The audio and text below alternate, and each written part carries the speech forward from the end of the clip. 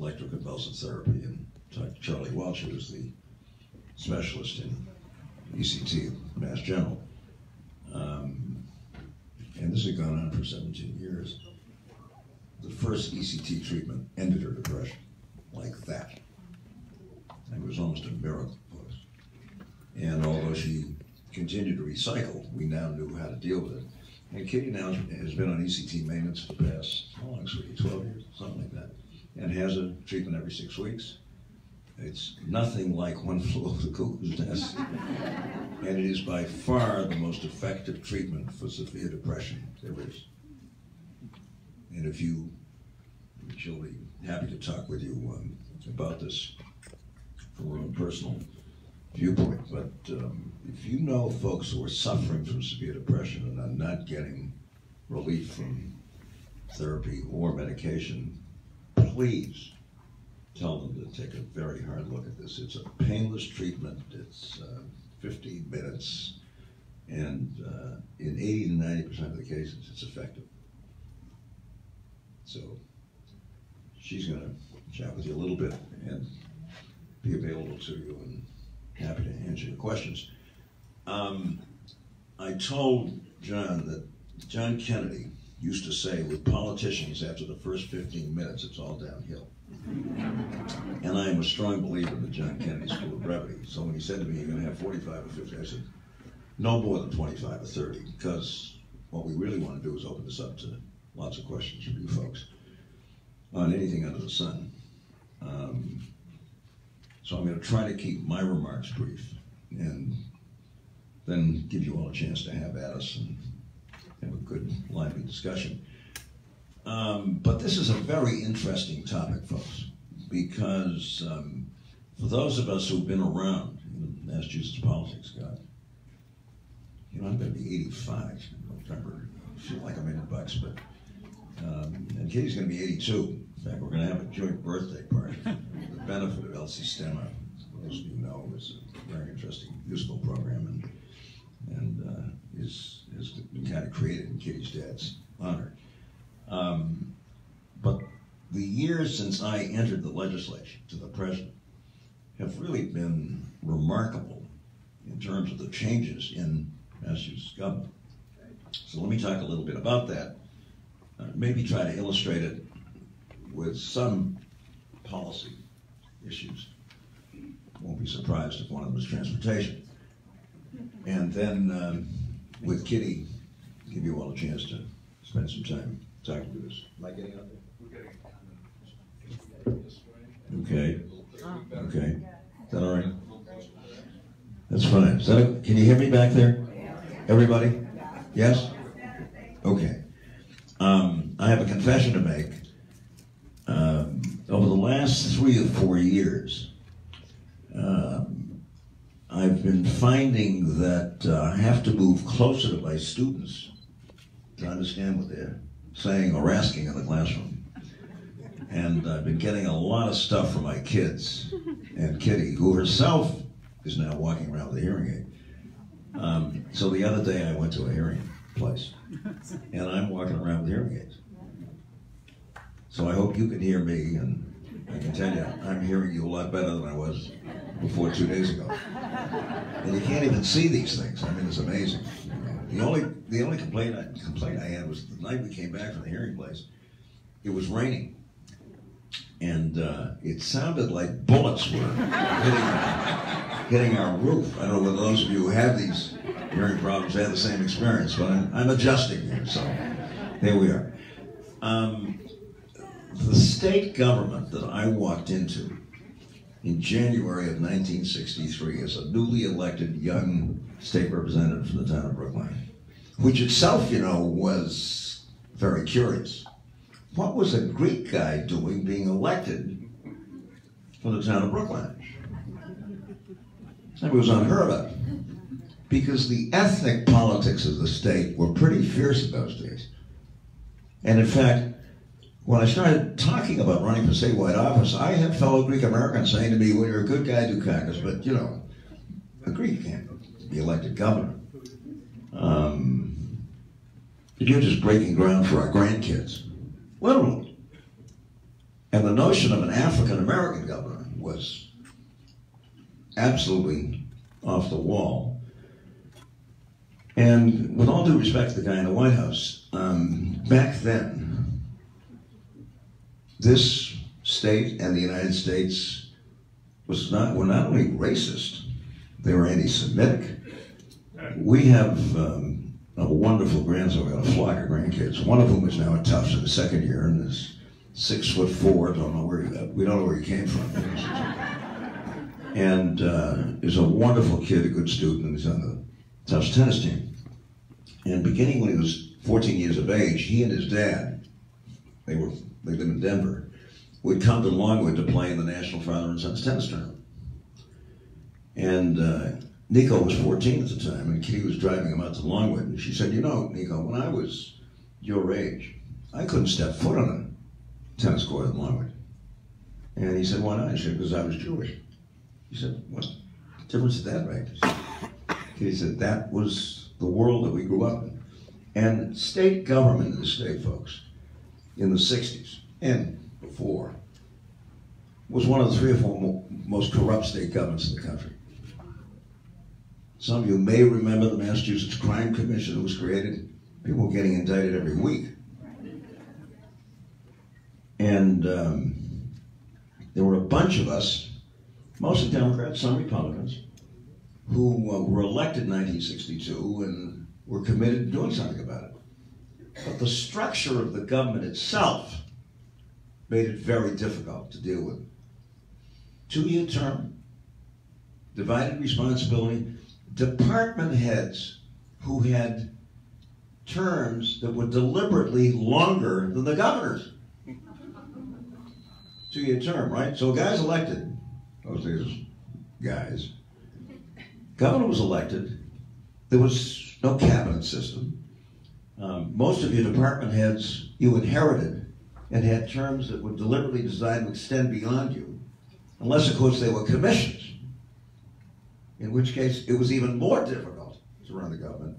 And then we had something called the Governor's Council, a relic from colonial times, when folks distrusted chief executives and surrounded them with all kinds of safeguards, so-called, including something called the Governor's Council. Governor's Council was and is made up of 8 people plus the Lieutenant Governor.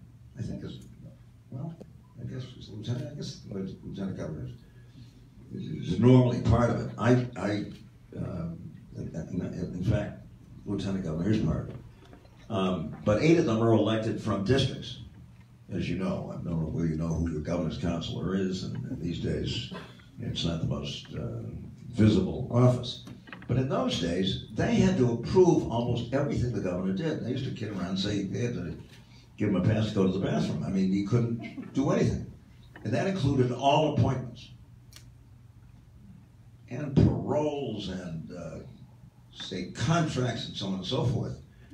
And in fact, they had their meeting place right across the corridor from the governor's. So you had the governor's office here, the governor's council here, and the governor's council was supposedly close so they could watch to make sure the governor didn't do anything wrong, or anything at all, for that matter. And the opportunities for mischief were legion. Fortunately, sorry about the governor's councils themselves, 5 of the 8 of them went to jail during the 60s, which set the stage for a thoroughgoing reform of the Governor's Council and a dramatic reduction of its authority. And the Governor's Council today does almost nothing. They do still approve nominations for judges and clerks of court. And so that's the kind of government that I walked into. No staff for the legislature, none, with the exception of Ways and Means Committee. Katie will tell you I used to sit there typing my letters all weekend long to my constituents. And a very large House of Representatives, 240, along with 40 senators. And elections every 2 years, including elections for the constitutional officers. Governor on down to Attorney General. So, under those circumstances, who do you hold accountable? I mean, who do you blame if the place is all screwed up? And the answer was, everybody and nobody. So the 60s was a decade of sweeping reform of the structure of state government. 4-year term, governor and lieutenant governor running as a team, 4-year term for all constitutional officers. Executive reorganization authority for the governor that permitted the governor to submit reorganization plans that could reform the structure of state government. A cabinet system, something governors didn't have, which permits the governor to appoint a cabinet without confirmation by anybody. You appoint your cabinet, and they go to work.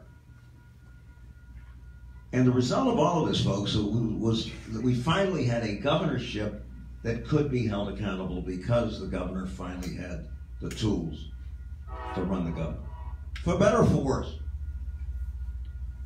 Some people were afraid of it. They're going to surround the governor with, is that my favorite train? I want to talk about commuter rail. I want to talk about that too. You know, you all had an uninterrupted period of great commuter rail service, in case you forgot, when I basically asked Amtrak to come in and run the commuter rail. I won't get into the history of who the geniuses were that decided to privatize commuter rail. But for a lot of reasons, which I'll be happy to discuss in the Q&A, the last thing in the world you want to do is privatize commuter rail. For reasons you may or may not want to hear about, but I want to talk about that right now. How's the service? Brutal. Anyway. And so, beginning in the late 60s, with changes, some of which required ballot referendum, because they required constitutional changes, some of which we were able to do by statute, we not only created a governorship that had the tools to do the job and could be held accountable, but we also finally gave the legislature some staff. Instead of those endless roll calls that took forever, we had the electronic system where you could vote, hit a button, and get things done. And so the legislature was given tools it didn't have to do the job and be held accountable. Now that doesn't guarantee great government, but I can tell you this. Speaking as somebody who's been in this now for a long, long time, the government we're getting these days, and the governors, for the most part, of both parties, just infinitely better than the one that we used to have. Now, whether or not the particular administration in office is dealing with real problems, getting them done, and all that kind of stuff, that's something you're free to be able to judge, and then every 4 years decide whether or not you want those folks or you want somebody else. But you couldn't do that prior to these changes, because there were a million different reasons people would tell you for why they couldn't get anything done. That's no longer the case, folks. No more excuses, frankly, for governors, and no more excuses for legislators. It's just a very, very different place. And, you know, it isn't that we haven't had our problems, that don't have problems, but it's nothing like what I walked into in January of 1963. And those changes at times shook people up, affected relationships. Kitty will tell you that she and our son arrived at the legislature, I think it was on Thursday or Friday,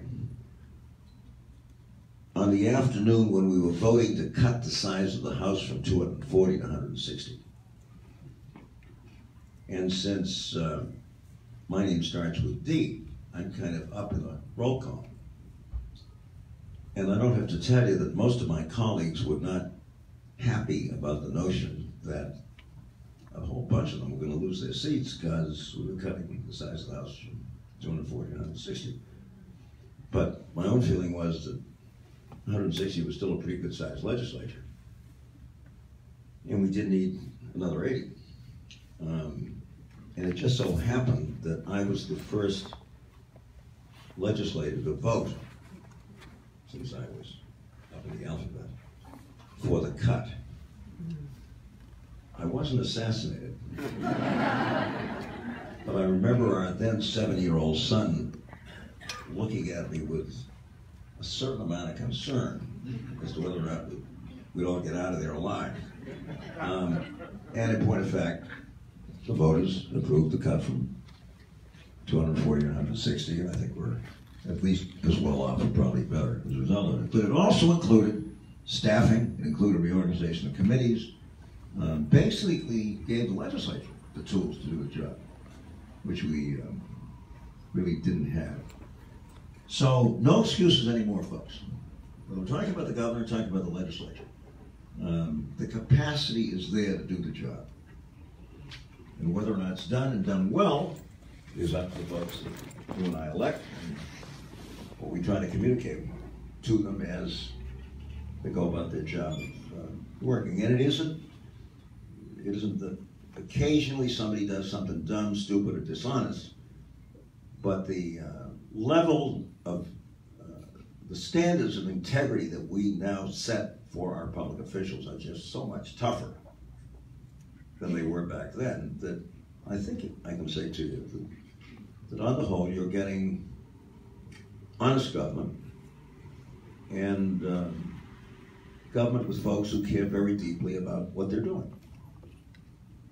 And that was not the case back when I first walked in the legislature, 1960s. Again, it didn't endear me to some of my colleagues. I mean, when I first announced my candidacy for the governorship back in 1973, an awful lot of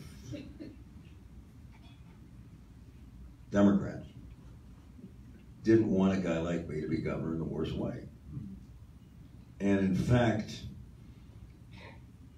they decided to call me and Bob Quinn, remember he was the Speaker and then the Attorney General, he was the other candidate for governor, together in a room with these folks to try to get us to agree that we would abide by the decision of the convention and not challenge each other in the primary. Now, I had been the party nominee for lieutenant governor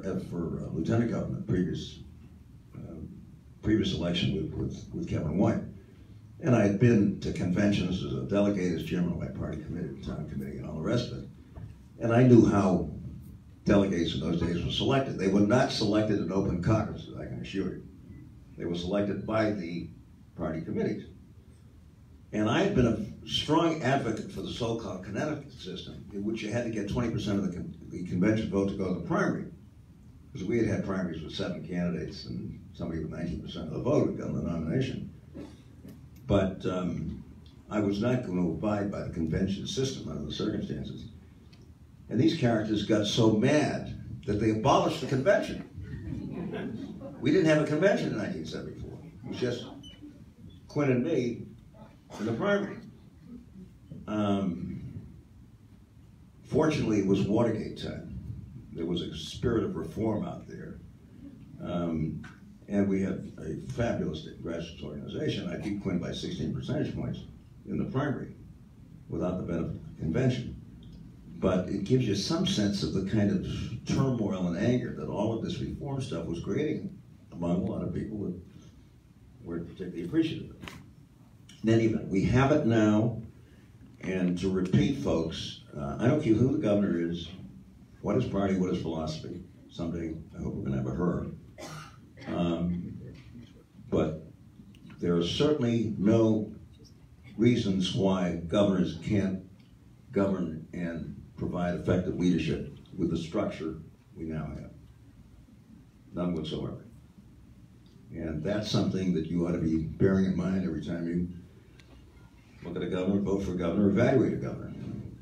No real obstacles. Look, politics is difficult, lots of folks out there with lots of different ideas and that kind of stuff, but the structural problems that we had, which were very, very serious back then, are gone.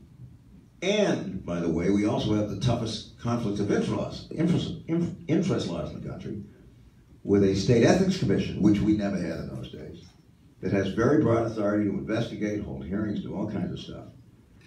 So, on the integrity side of things, we've got a very tough and a very, I think, impressive collection of laws and rules and regulations that do everything they can to make it possible for and to ensure that people who serve us in state government do so with integrity.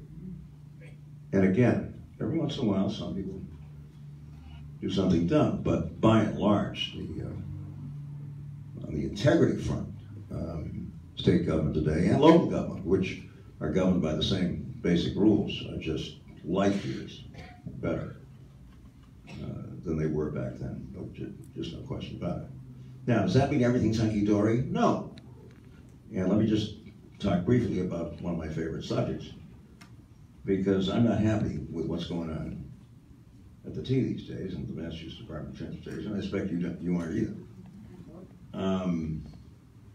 This state and this metropolitan area ought to have the best damn transportation system in the country. There's no reason why we shouldn't. And a lot of us, Republicans and Democrats alike, worked very hard to try to get us to a point where that was the case. But if you think the T is a problem these days, you should have seen it when I took over in 1975. We were operating the Green Line with streetcars that had been manufactured in 1942. And I was on those streetcars every day, had been as a kid. Kitty and I rode the old wooden streetcars back on Beacon Street, Brooklyn, in the old days. I love telling this story because there's a big point to it. But I announced, as many of you know, that I was going to continue to ride the T. Oh, you can't do that, this and the other thing, so on and so on. I said, sorry, I'm not going to have any security, all that kind of stuff, and I'm going to bravely get on the Green Line. And I did, beginning in January of 1975. And for the first month, I had a wonderful reception. Governor's great to see you, thanks for riding this, and the other thing. But the Green Line was breaking down about 2 days out of 5. And by February, the reception was cooling. And it wasn't just the weather. And finally, about the middle of February, on another one of these crazy days with breakdowns and delays and all this kind of stuff, I finally went up to the modem and I said, what the hell is going on here? Why are we getting on these breakdowns? He said, they're not replacing the pans.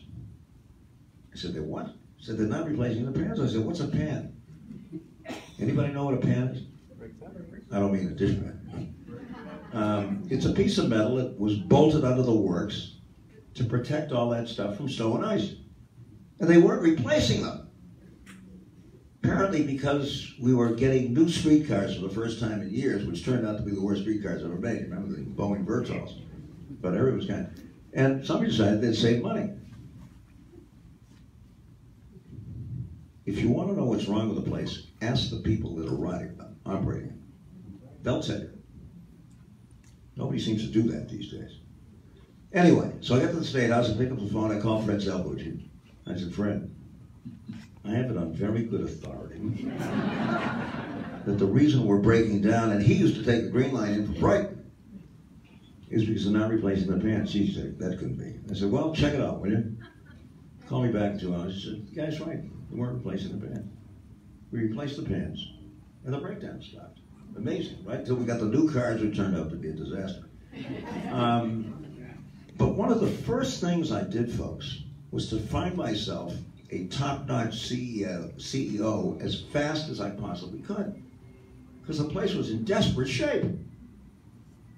And I managed to convince Bob Kiley, some of you may recall Kiley, who was the deputy mayor of the city of Boston, and a great public manager, not a transit guy, but a great public manager, to leave City Hall with the approval of my friend Kevin White and come over to the T. He was on the job within 60 days and put together a top-notch team, which included folks that you probably don't know, but I can tell you it was one of the best people who ever worked for the Commonwealth, including a guy named David Gunn, who was the chief of operations, young guy from Melrose, probably the only graduate of the Harvard Business School who wanted to go to work for the railroads, and did so, and then came to the T. And subsequently ran four of the biggest transit systems in North America, and when I got on the Amtrak board, believe me, we got Gunn to run Amtrak, and he was the best CEO Amtrak ever had. Anyway, Gunn was the chief of operations. We had a great team. And the reason we did so well relatively in getting through the blizzard of '78 was because we had a top-notch team with a top-notch CEO. Plenty of support, obviously, from me and the administration, and by the way, the legislature, which began regaining some confidence in the ability of these folks to run the system. We didn't lose a minute of service by the T during that blizzard of '78. In sharp contrast to what happened, what was it, in 2015, right? The whole system shut down. Why? Because nobody asked the folks who work in the place what to do when it snows. And the first thing you do when it snows is what? You run the trains 24 hours a day. Otherwise, you're going to get drifting and you're going to be gone. And in fact, I was so upset about what was going on. I teach at UCLA during the wintertime. Sorry about that. It's a terrible burden, but somebody's got to do it. I'm married to a great woman who, from the time she was a little girl, didn't like winter. Kitty still talks about her fingers were freezing when she was lacing up her skates at the Dean Road playground when we used to flood them and make ice. And I called Gunn, and I said, David, tell me, what did you guys do to get through the blizzard of '78? You know, how come you were able to do that? Now we got a system that shut down. He said, you really want to know? I said, yeah. He said, well, first we ran the trains 24 hours a day, and secondly, we went out and hired 300 young men in those days. I guess we weren't hiring women. Paid them $5 an hour, this is in the '70s, and told them to go out and shovel snow. I said, that was it? He said, that was it. Real high tech. Keep the trains going and have 300 folks shoveling. And we kept those trains running. As a matter of fact, as you recall, I stopped all the traffic. So we were carrying, I think, twice the number of people that we normally carried in the team. So getting a first-class management team on the property as soon as possible is absolutely essential, folks. And I'm sure not telling any of you anything, especially those of you who run anything, when I tell you that 90% of the challenge is getting excellent people to do the job. And if there's one thing this state has, it's excellent people. There is no lack of talent. I was never a big fan of national searches. One thing, who are these people? And secondly, how long are they going to be with you? I wanted people who had a real stake in this state, were excellent public servants, and would still be around when they finished their tenure, so people would say, hey, that guy did or didn't do the job. And no governor ought to have any excuses when it comes to who the people are that are working for you. I mean, we just have such extraordinary talented people. And now with this structure, which I talked about, which we created in the '60s, you really have the tools to do the job. So what's wrong down at the T? Beats the hell out of me. I don't understand it. But I can tell you this, and I'll speak briefly about commuter rail. I don't want to go on a great length on this.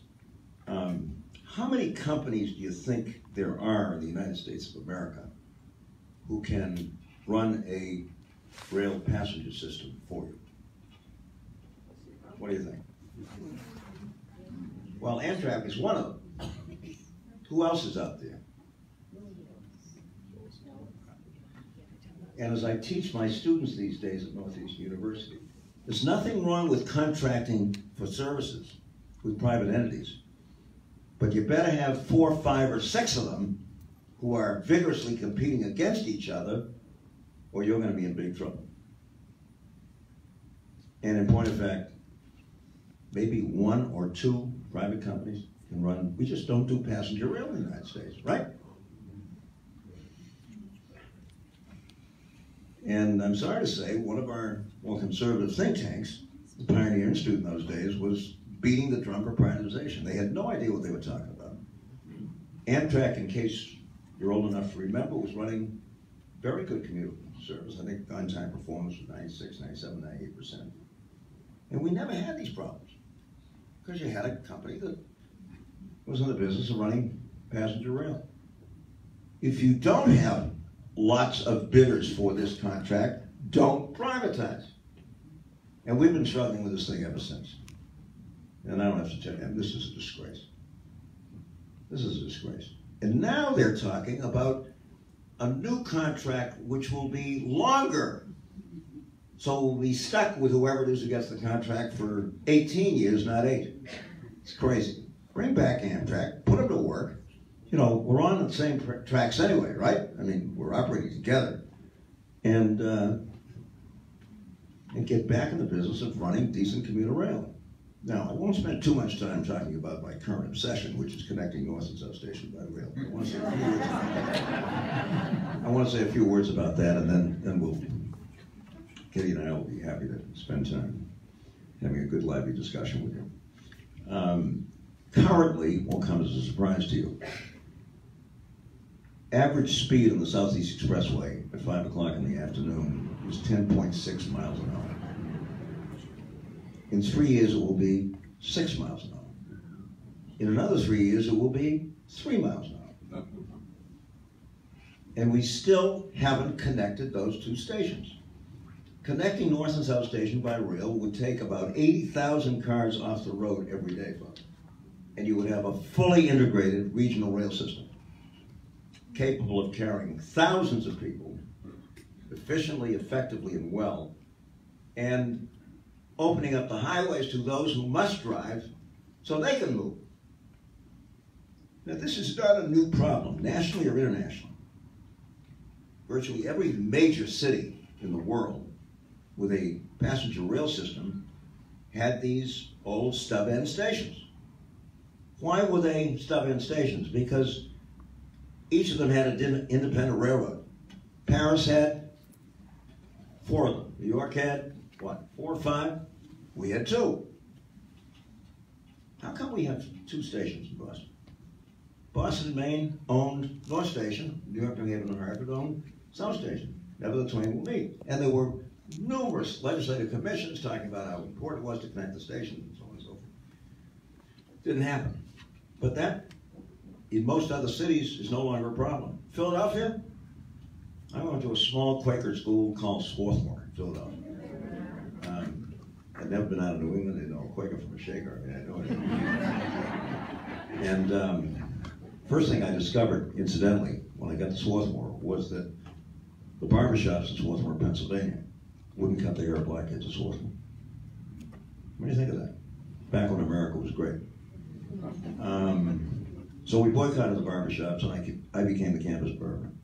And I made my walking around money at Swarthmore, cutting hair on the 3rd floor of Morgan Hall. I ended up, after Kitty and I were married, with 2 customers, our son and Harry Ellis Dixon. We associated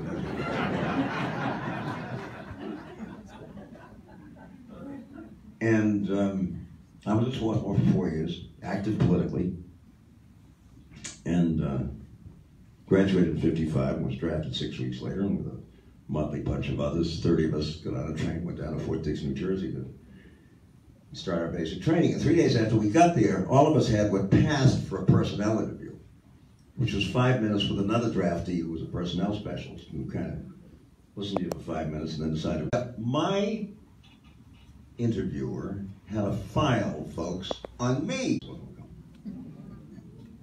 So the interview started something like this. So I see you ran a fundraising drive at the American Civil Liberties Union. Why was Swarthmore? Yes, as a matter of fact, I did. And you were the chairman of Students for Democratic Action, which was the student wing of the ADA, Liberal Democratic Organization. Yes, ma'am. Now, I had some friends who were drafted and were held at Dix for months because they had been a member of this organization or that organization, some other organization. Fortunately, that wasn't my fate. And the guy decided to send me to Korea, which was okay. It took us 10 years, folks, to find out how they got that information. What do you think? How did the Pentagon have a file with every single political activity that this Greek kid from Boston had engaged in while he was at Swarthmore? What do you think? He's probably watched your mail. The FBI had a tap on the Swarthmore switchboard and was recording every single phone call.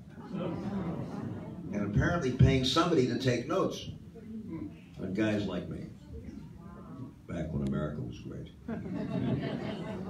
So we've had to go through this before. All I can tell you to wrap up and invite your questions from me and Kitty is that your state government is in far better shape than it was 40 years ago. Doesn't mean that it's doing what we want it to do always, and it doesn't mean that we don't have serious disagreements. If there wasn't a regulatory failure at the Department of Public Utilities that helped to create this fiasco in Lawrence and vicinity, I don't know what was. Where was the DPU anyway? What was it supposed to be doing? Why wasn't it out there inspecting? Why did they only have 2 inspectors in the whole place? I mean, I could go on and on. So it's not that the structure guarantees performance, but it enables performance if the folks that are running the government are doing their job. And in that sense, I think we can have some confidence that the tools are there. Whether or not we elect the right people and give them an opportunity to do the job is another question. And in that case, obviously, we've got to hold them accountable and hold them accountable every 4 years. Anyway, I hope that at least is a way to kind of get our discussion going. And I'm going to ask Kitty to come up here briefly and say hi to you guys. Come on up, sweetie.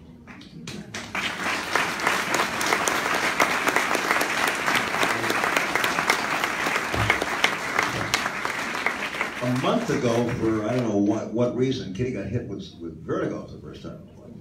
So she's been a little... How many of you here have had vertigo? You may have to share the mic. So you're going to have to share the mic. Anyway, so she's been a little dizzy. But with all due respect to any of you, is there any doubt that Kitty Dukakis is the best looking Betty you've ever seen?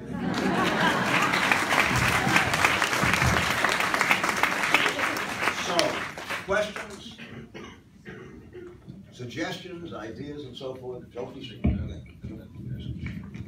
Okay, let's see. We move that over a little bit. I'll have you We'll share the mic. So who's first? Come on, let's go. Who's first? Don't be shy. Oh, we got the card. Yeah, okay. So what we're going to do is we're going to take this back. You're going to share this in your hand. You're going to have that. Great. Okay. Before, I'm going to read these cards, but there's a lot of information here. I'm just going to get the conversation going with what are the greatest impediments to... Someone's going to have to turn this down just a touch. What are the greatest impediments to the north-south rail link right now? And how can this community help? You want to answer that question, Sean? Poor kid. She has anything more than us already. She's going to scream. Look, the current administration won't support the project. Now, I don't disagree with the governor who says we got to do a lot of repair work. But you got to be able to, walk and chew gum at the same time here. Yes, we want the condition of the place to be up to standard, but 3 miles an hour on the Southeast Expressway in 5 or 6 years, I mean, we should be planning for that. Not only that, but it just so happens that the North-South Rail Link is on the Northeast Corridor, right? It's the only gap in passenger rail between Washington and Portland. It's eligible for 50% federal funding, and trust me, those 80,000 riders and the administrative savings we'll make by joining those 2 systems will pay for the system. So this is not an enormous financial burden, and for the life of me, I don't understand why Charlie and his folks can't get on it. And my collaborator in this is a guy named Bill Weld, who is just as committed to this as I am and understands it. Why? Well, because, you know, he was a Long Islander originally, and he went to private school in Concord. And he used to go to New York City and take the train up to South Station and have to drag his trunk across town to get on at North Station and go out to Concord. And he's never forgotten it. Never forgotten it. But all kidding aside, I mean, he understands. There's nothing partisan about this. It's a question of creating and building a first-class transportation system that will support what is so great about this place. And that's the problem, folks. That's the problem. Why can't Quick. the connection be elevated? Say again? Why can't the connection be elevated? Be elevated. Why can't the connection be elevated is a question from the floor, and then we'll switch over to. We had a certain elevated transportation structure in that general location, and we put it underground. Now, it's true that Barney Frank used to say that it would cost less to raise a city than bury the army. But I don't think you want another elevated transportation structure in the middle of Boston. And look, folks, it's not that we haven't done this before. How many of you ride the Red Line? Any of you? Any Red Line rides? Well, remember, the Red Line terminated at Harvard Square once, right? What happened? We extended the Red Line from Harvard Square to Elway. That's a half a mile longer than the North-South Rail Link. It's 140 feet deep. It's got 3 new stations. How's it doing? It's transformed that part of North Cambridge and Somerville, right? And by the way, in current dollars, costs us $1.7 billion. We just got a study out of the administration that said it would cost for $12 to $21 billion to build a North-South Rail Link. Are they kidding? This is preposterous. Absolutely preposterous. And I have to tell you, I think they threw everything at the kitchen sink in there to try to discourage people from considering this. We know what these things cost. If you're interested, by the way, northsouthrailing.org. Take a look at our website. It's got all kinds of comparable projects all over the world, all being built for reasonable cost. And as I say, we already did it from Harvard to Elway. So there's no excuse in my judgment for that. That's what we had on this thing. And then they say it's going to take, maybe they take forever down there. It's not going to take 12 years to build this thing. This is crazy. And incidentally, it's a little embarrassing when we go up to Los Angeles, because Los Angeles, the capital, the car capital of the world, is now building a rail-based transit system, which includes their version of the North-South Rail Link, 2 miles, 3 new stations, $1.5 billion. It's under construction, and Kitty and I will be riding it. If not this coming winter, the next winter. LA is doing this, and we can't do it. Don't buy that stuff. I mean, this is eminently doable. Eminently doable. Now, can Mass DOT in its present form do it? I don't know. They have no engineering capacity.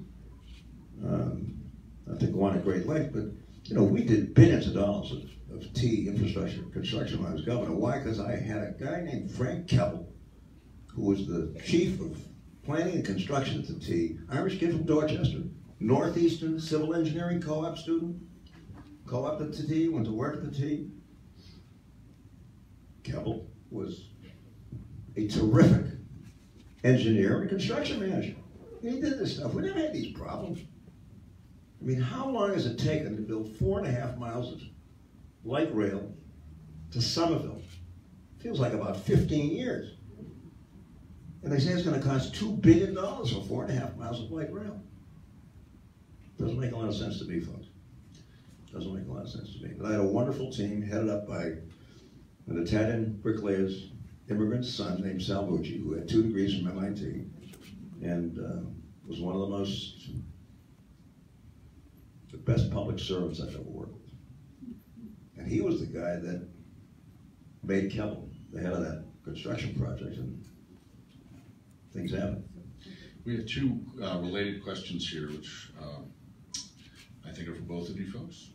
What are some of your ideas for in convincing the legislature and the governor to increase fundraising for mental health and for healthcare in general? The other question is, what are your thoughts on containing healthcare costs? So these two things related, the importance of mental health and also the cost related and revenue side. I think that's very important right now. And my experience in two different hospitals, Mass General and McLean. I forget sometimes when you're close to 82, you forget.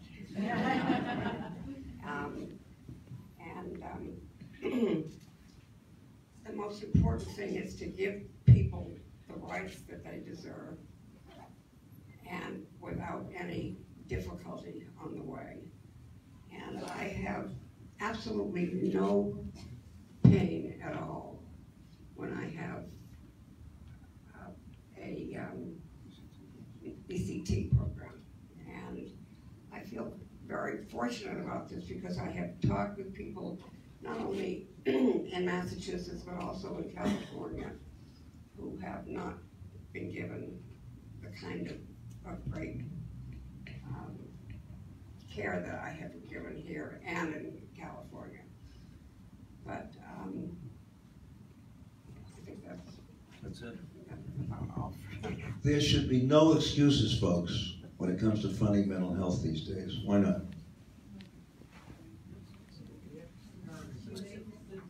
Because the Congress of the United States passed something called the Affordable Care Act, which now covers virtually everybody unless these characters keep chipping away at it. And mental health treatment is required under the Affordable Care Act. No more putting the psychiatric stuff over here and restricting it, limiting it, that kind of stuff. You're fully insured. Now, we're both on Medicare, needless to say, but kiddies treatments are paid for by Medicare.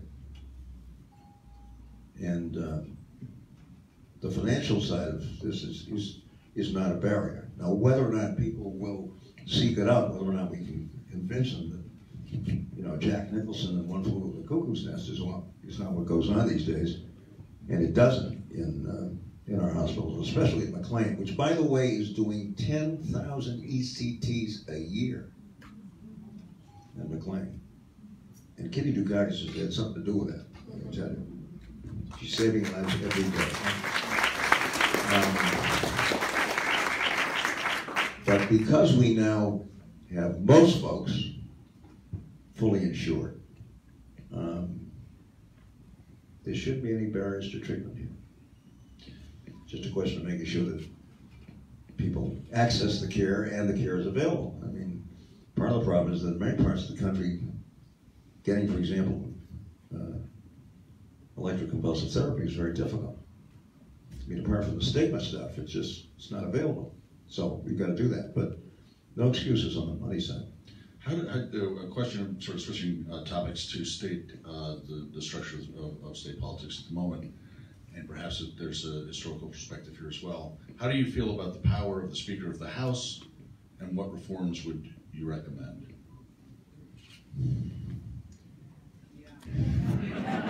It's just been thinking.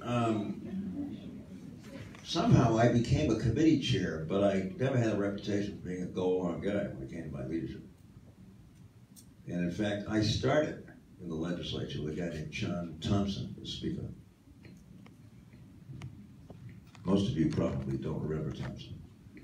He was a decorated veteran of the Battle of the Bulge, came back as a war hero.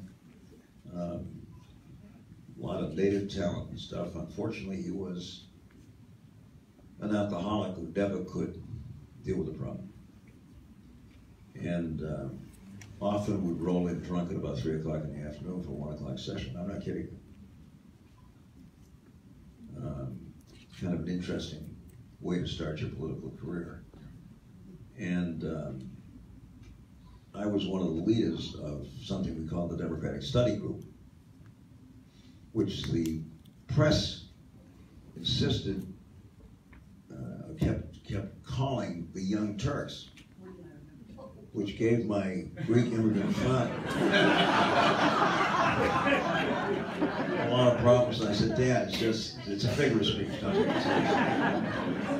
And you know, my parents, my father was this 15-year-old kid that came from a predominantly Greek town in Western Turkey to Massachusetts. 15 years of age, never nickel in his pocket, folks. Couldn't speak the language, and 12 years later graduated from Harvard Medical. Practiced medicine for 52 years at 454 Huntington Avenue across from the Museum of Fine Arts. So I hear this immigration stuff. I don't know what I should tell you. My mother was the first Greek girl ever to go away to college, unescorted in the history of the United States. Seriously. Thanks to an elementary school principal in Havel. Came in when she was 9, went to Bates. Sorry to get off on that, but it's, in any event, we should be able to move ahead with this kind of stuff. Give me a question. We have a related question, nice segue there. This is relating to the separation of immigrant families and the role of both the state political structure and the governor. Just your general feeling about that, both of you, and also the roles that our government can play. And let me go back to the speaker question. So, on the speaker thing, I mean, legislators have one vote. You're free to do what you want to do, to express your views and decide whether or not you're going to be relatively independent and still get along with the speaker. When it came to Thompson, I wasn't able to do that. When it came to future speakers, on the whole, it was okay, but I was kind of the leader of this, I wouldn't call them rebel group, a reform group that operated inside the legislature, and we got some stuff done.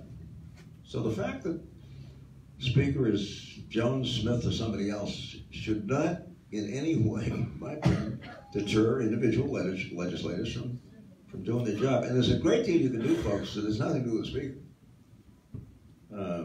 You know, exercising legislative oversight of what's going in the executive branch is part of your job. And I and others were able to do that with or without the speaker. And during the Thompson years, of course, we didn't have any support from the speaker. We were taking him on, often. But if you have to take him on, you take him on, that's all. He'll never be a committee chair, but so what, you know? That's an interesting perspective, and a quick follow-up there. One of the hot issues these days in the legislature is transparency, particularly related to amendments in the House and how pieces of legislation make it to the floor. Is this a familiar issue? And yeah, it's a familiar issue, but one of the responsibilities of the legislators to insist on transparency. I mean, Kitty will tell you we had some interesting battles in those days over what was going on. A speaker, in this case Thompson, who would ignore the rules. But we had some independent, gutsy legislators, one of whom was Mary B. Newman. Any of you remember Mary Newman? From Cambridge? The only other Swarthmore graduate of the place. Was a Quaker. And she was one watchdog, folks. I mean, if Thompson tried to pull this stuff, she was on her feet, and so were the rest of us. And that's what, John, you're supposed to do. If, I don't care whether it's the speaker or anybody else is violating the rules or not making it possible for people to speak and express themselves and so on and so forth. I mean, should be no excuse for this kind of thing. You know? Now, I happen to like Bob DeLeo. I know him. His son was one of the best graduate students I ever had at Northeastern. He's now teaching at Bentley. But compared to some of the folks that I served with in the past, you know, this would be heaven. But not an excuse for not challenging a speaker if in fact you think he's violating the rules of being arbitrary and that kind of stuff. And there are plenty of opportunities, folks, to do that. so again, we skipped ahead a little bit. So in terms of the family separation and immigration issues, state perspective from a political and the role of the governor, et cetera, and then also just... John, I'm going to flip this to Kitty, who's done an enormous amount of work with refugees and immigrants. The Cambodian community in Lowell loves my wife because of the work that she did in helping effectively orphaned Cambodian kids who made it through the killing fields and lost their entire families. I mean, Kitty went over there and brought 151 of these kids out over the objection, what was it, of both the United Nations and the American ambassador. But she did a little research in the American ambassador. His name was John Gunther, not the famous John Gunther, but his name was John Gunther. He was a Foreign Service professional. And she discovered that he was the child of Holocaust survivors. So when he was resisting her efforts to take these 151 kids out, she went to the embassy in Bangkok. She went over there to the refugee camp, found these kids, all of whom had sponsors in the United States. And she went to the embassy in Bangkok and said to Mr. Ambassador, I am not leaving here until you tell me I can take those 151 kids out. And by the way, as the child of survivors, you should be leading this effort. How can you resist that? So, 150 young kids came out. One of whom, by the way, who we're very close to, was named Vike Hoot. He was 14 and in this refugee camp. And Kitty had gotten a letter from his sister, who was the other survivor of the family, and had made it. He was working in the electronic assembly plant or something up in Peabody, who sent me a letter saying she understood that Kitty was going to those camps, and she thought she had a surviving brother with 7 kids and parents, all gone except for her and maybe this kid. Kitty went over there, found him. He was being protected by a couple of Jesuit priests, and added him to the 150 she already had on her list, so he became 151. He's now a skilled physician's assistant, specializes in surgery at Lowell General Hospital. What can we say about Mike?